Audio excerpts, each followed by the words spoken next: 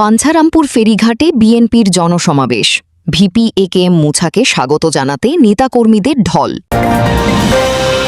Daily news Bancharampur, সত্যের সন্ধানে প্রতিদিন।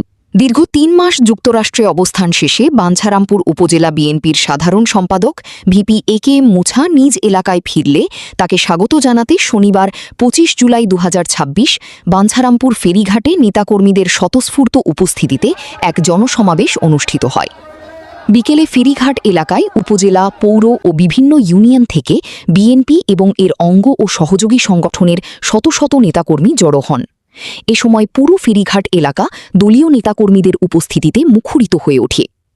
সমাবেশে উপস্থিত ছিলেন বাঞ্ছারামপুর উপজেলা বিএনপির সভাপতি কৃষিবিদ মেহেদী হাসান পলাশ, বাঞ্ছারামপুর পৌর বিএনপির সাধারণ সম্পাদক সালে মুছা, পৌর বিএনপির ১ নং যুগ্ম সম্পাদক রুস্তম আলী, বাঞ্ছারামপুর উপজেলা, পৌর ও ইউনিয়ন পর্যায়ের বিএনপি এবং অঙ্গ সহযোগী সংগঠনের নেতাকর্মীরা।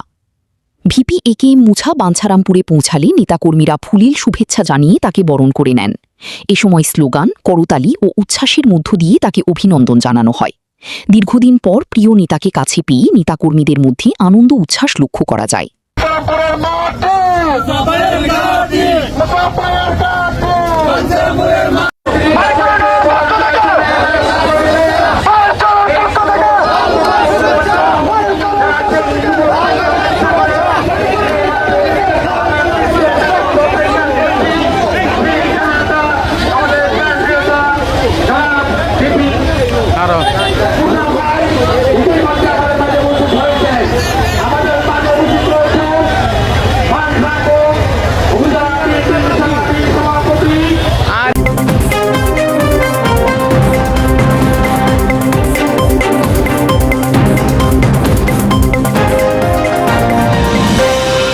ডেইলি নিউজ বাঞ্ছারামপুর, সত্যের সন্ধানে প্রতিদিন।